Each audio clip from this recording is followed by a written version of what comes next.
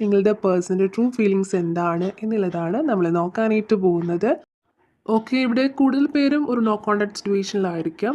പക്ഷെ കുറച്ച് പേരെങ്കിലും ഇപ്പോൾ കോൺടാക്റ്റിലുണ്ടോ എന്ന് ചോദിച്ചാൽ ഉണ്ട്, റിലേഷൻഷിപ്പിലാണ്. പക്ഷെ നിങ്ങൾ ഭയങ്കര കൺഫ്യൂസ്ഡ് ആണ്. ഈ റിലേഷൻഷിപ്പിൽ നിങ്ങൾക്ക് ഒരുപാട് ഒരു ക്ലാരിറ്റി ഇല്ലാത്ത പോലെയൊക്കെയുള്ള ഒരു ഫീലിങ്സ് തോന്നുന്നുണ്ടായിരിക്കാം. നിങ്ങളുടെ പേഴ്സൺ എന്ന് പറയുന്നത് ഭയങ്കര ഒരു സെൽഫിഷ് ആയിട്ടുള്ള അല്ലെങ്കിൽ കുറച്ച് ഈഗോ ഒക്കെ ഉള്ള ഒരു നേച്ചർ ആയിട്ടുള്ള ഒരു എനർജിയാണ് ഫീൽ ചെയ്യുന്നത്. അല്ലെങ്കിൽ അവർ പറയുന്നതാണ് എപ്പോഴും ശരി, അവർ പറയുന്നത് മാത്രമാണ്, മീൻസ് എപ്പോഴും എന്ത് കാര്യമാണെങ്കിലും അവർ പറയുന്നതിൽ ഒരു ക്ലാരിറ്റി ഉള്ളൂ, ശരിയുള്ളൂ എന്നൊക്കെ തന്നെ ചിന്തിക്കുന്ന ഒരു സ്വഭാവം, അത്തരം ഒരു എനർജി ഫീൽ ചെയ്യുന്നുണ്ട്.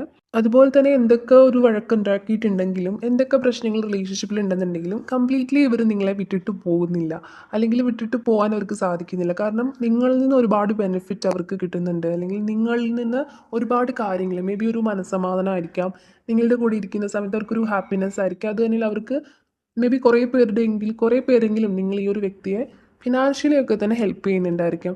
സത്രം ഒരു ബെനിഫിറ്റ് അവരെപ്പോഴും നിങ്ങളിൽ കാണുന്നുണ്ട്, ഒരു സഹായം. നിങ്ങൾക്ക് ചിലപ്പോൾ അങ്ങനെയല്ല എങ്കിലും നിങ്ങളെക്കുറിച്ചിട്ട് അല്ലെങ്കിൽ നിങ്ങളോട് അവർക്ക് അങ്ങനെ, കാരണം ഒരു ബെനിഫിറ്റ് എപ്പോഴും ഉണ്ട്. അതുപോലെ തന്നെ ഈ ഒരു വ്യക്തി എന്ന് പറയുന്നത് ഒരു സെൽഫിഷ് ആണ്, എപ്പോഴും അവരുടെ കാര്യങ്ങൾക്കാണ് കൂടുതൽ ഒരു പ്രയോറിറ്റി കൊടുക്കുന്നത്.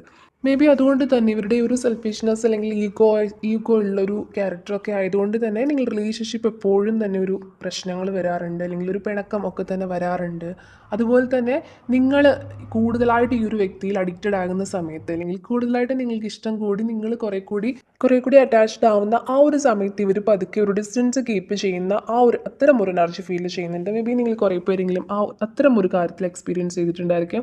നിങ്ങൾ കുറേ കൂടി ഇഷ്ടത്തോടു കൂടി നിങ്ങൾ ഓരോ കാര്യങ്ങൾ പറയും, നിങ്ങൾക്കൊരു ഇഷ്ടത്തോടു കൂടി നിങ്ങൾ കുറേ കൂടി അറ്റാച്ച്ഡ് ആകുന്ന ആ ഒരു സമയത്ത് ഇവർ കുറച്ചുകൂടെ ഡിമാൻഡായിട്ട് ഒരു ഡിമാൻഡ് ഇട്ട് കാര്യങ്ങൾ പറയുന്നത് പോലെയും കുറച്ചൊരു ജാട എന്താ അത്തരം ഒരു നേച്ചർ, കുറച്ചൊരു ജാട കാണിക്കണ പോലെയൊക്കെ നിങ്ങൾക്ക് ഫീൽ ചെയ്യുന്നുണ്ടായിരിക്കാം.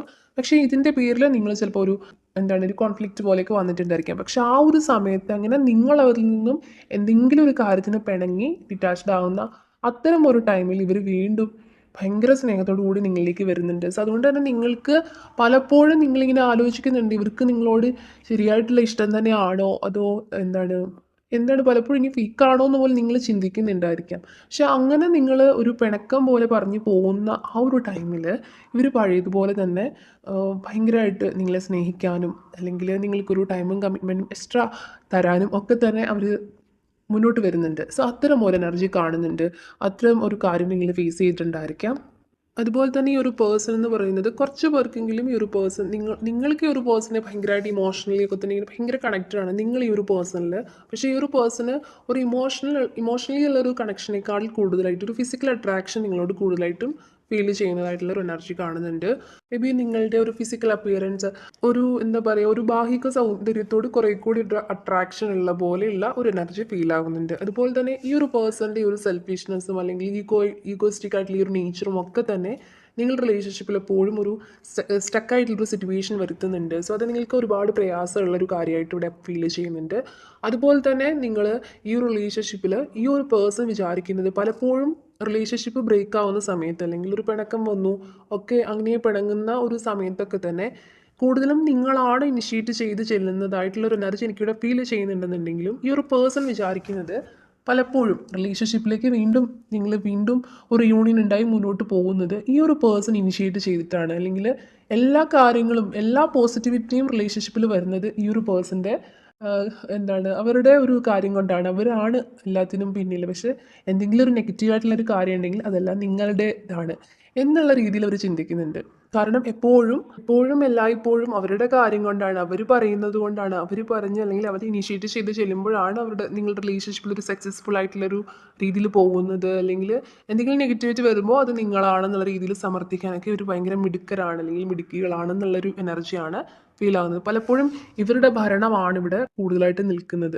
അതുപോലെ തന്നെ നിങ്ങളെ പല കാര്യത്തിനും ഈ ഒരു പേഴ്സൺ ബ്ലെയിം ചെയ്യുന്നുണ്ടായിരിക്കാം. പല കാര്യങ്ങളും എന്ത് സംഭവിച്ചാലും അത് മറ്റുള്ളവരുടെ തലയിലേക്ക് ഇട്ട് കൊടുക്കുന്ന ഒരു സ്വഭാവം. അത് ഇൻകേസ് ആരുടെയും പ്രശ്നം കൊണ്ടല്ല, അവരുടെ സ്വന്തമായിട്ടുള്ളൊരു പ്രശ്നം കൊണ്ടാണെന്നുണ്ടെങ്കിലും അവർക്കത് സ്വന്തമായിട്ട് ഏറ്റെടുക്കാൻ പറ്റുന്നില്ല. അത് ആരുടെയെങ്കിലും തലയിലേക്ക് ഇപ്പോൾ നീ കാരണം എനിക്കത് പറ്റണില്ല, അല്ലെങ്കിൽ നീ കാരണം എനിക്ക് ഇത് പറ്റണില്ല, അങ്ങനെ ഒരു കാര്യത്തിൽ നിങ്ങളെ ചിലപ്പോൾ ബ്ലെയിം ചെയ്യുന്നുണ്ടായിരിക്കും. അല്ലെങ്കിൽ മറ്റു പലരും ഉണ്ടെന്നുണ്ടെങ്കിൽ അവർ കാരണമാണ് അങ്ങനെ സംഭവിച്ചത്, സംഭവിച്ചത്, അവർ കാരണമാണ് ഇങ്ങനെ എന്തുണ്ടെങ്കിലും അത് മറ്റുള്ളവരുടെ തലയിലേക്ക്, അത് ഒരു നെഗറ്റീവായിട്ടുള്ള കാര്യമാണെങ്കിൽ പ്രത്യേകിച്ചും അങ്ങനെയുള്ളൊരു ഒരു നേച്ചർ അല്ലെങ്കിൽ അങ്ങനെയുള്ളൊരു സ്വഭാവം കൂടി ഒരു പേഴ്സണ് കാണുന്നുണ്ട്.